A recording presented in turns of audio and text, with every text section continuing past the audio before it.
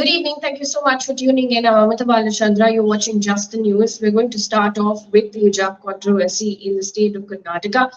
There's a comment that's coming from the Chief Minister of Karnataka, Basavaraj Bommai, who spoke to reporters today and really said that outsiders are to be blamed for creating confusion in schools and colleges over the hijab controversy. And this is what he said verbatim, and I'm quoting him. It is very simple.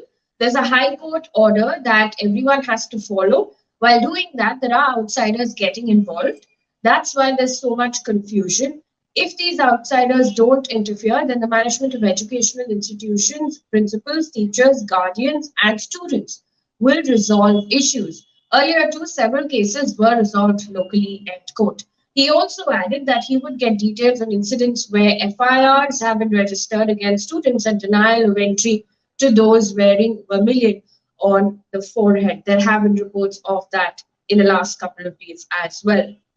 Meanwhile, this is a story coming in from Tumkur, which is about 70 kilometers away from the city of Bengaluru, where a group of 10 to 15 students in Karnataka's Tumkuru have been charged with unlawful assembly and disobeying an order promulgated by a public servant. Now, the case was registered by the principal of Empress Government Pre-University College in Tumkuru. And this is a report by Indian Express, which has said that according to the principal complaint, 10 to 15 students wearing hijab demanded entry into the college and allegedly disrupted routine activities of the college. The police had imposed prohibitory orders under CRPC section 144 within 200 meters of the college campus as a preventive measure. Moving on to COVID news now coming in from across the country, starting off with Uttar Pradesh, which has decided to end its night curfew from today as the COVID cases are now declining. Meanwhile, a comment coming in from Bill Gates, who in an interview with CNBC has said that the risks of severe disease from COVID have dramatically reduced, but another pandemic is all but certain.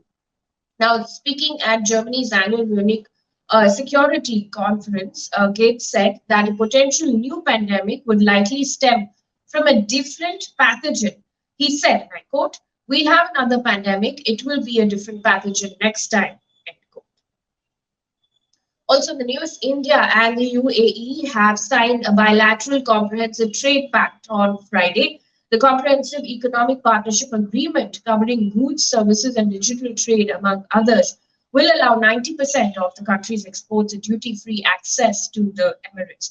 Prime Minister Modi, commenting on this, said, and I quote, "This agreement will herald a new age in our financial relations. Our trade in the next 5 years will increase from $60 billion to $100 billion. Also, some tragic news coming in as well. Ravish Tiwari, who was the national political editor and chief of National Bureau of the Indian Express, passed away. He was 40. He had been suffering from cancer since June 2020. Condolences came in from Prime Minister Modi as well, who tweeted, and I quote, "Destiny has taken Ravish Tiwari away too soon. A bright career in the media world comes to an end." Also, on to some political news, and mostly coming in from Punjab.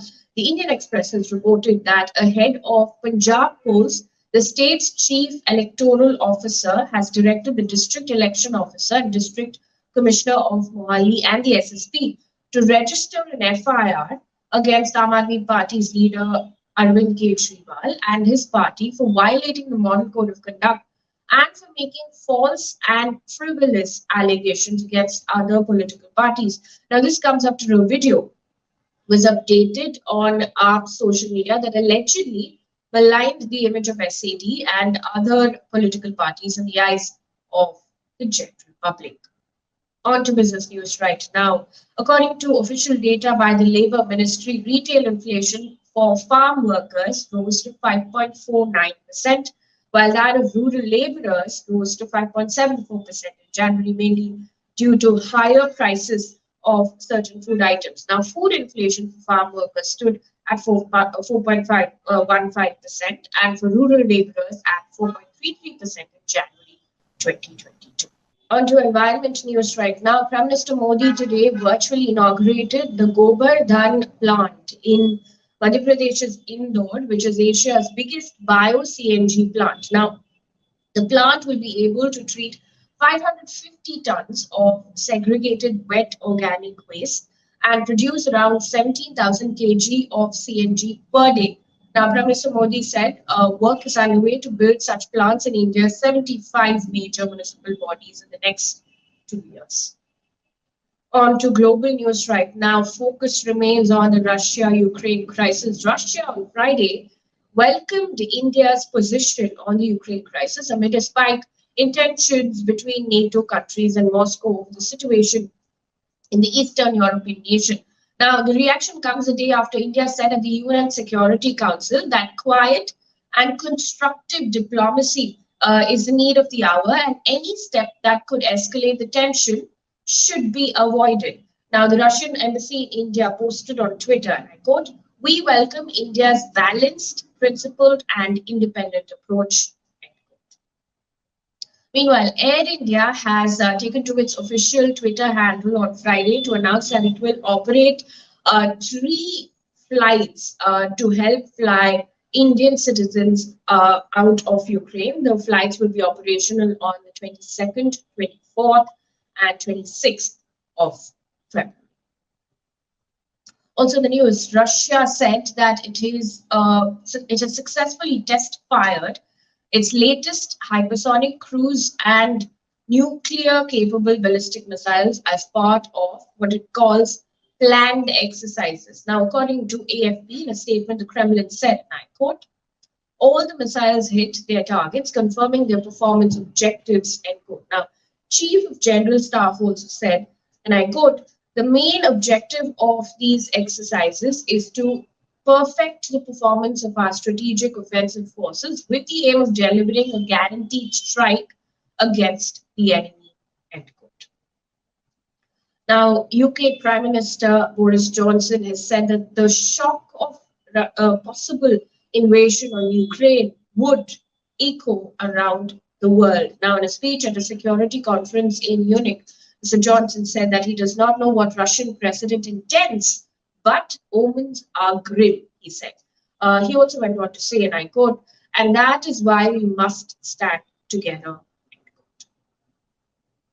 There's also a reaction that's coming from US Vice President Kamala Harris, who said at this conference that significant, swift, and unprecedented costs will be placed on Russia's finance houses, strategic industries, and those Russian complicit politically if any invasion on Ukraine occurs. Now, while Russia has said that it does not plan on invading Ukraine, other countries, especially the UK and US, have said that those claims are false. On to sports news. India beat the West Indies in the second T20I at the Eden Gardens in Kolkata on Friday night to take a 2-0 lead in the 3-match T20I series. Now, the victory helped India become only the second team after Pakistan to win 100 T20Is in the men's cricket. Now, India have played a total of 155 matches, winning 100. Meanwhile, the BCCI today has named Rohit Sharma as Team India's new full-time Test captain. Now, this comes after Virat Kohli stepped down as Test captain following 1-2 series defeat against South Africa. Rohit Sharma will now be India's all-format captain, having earlier replaced Kohli as the ODI and T20I captain. And one piece of good news before we wrap things up here on this bulletin. This is coming in from Goa. According to senior officials of the Directorate of Health Services, Goa has achieved 100% vaccination among adults, and these are among people who are eligible for vaccinations. DHS director has said, and I quote, "We have completed the 100% immunization of all people in Goa. We had a target of 11.66 lakh as our population. And as of today, we've completed 100.058%. That brings us to the end of this bulletin. Thank you so much for watching. Good night. Have a happy weekend.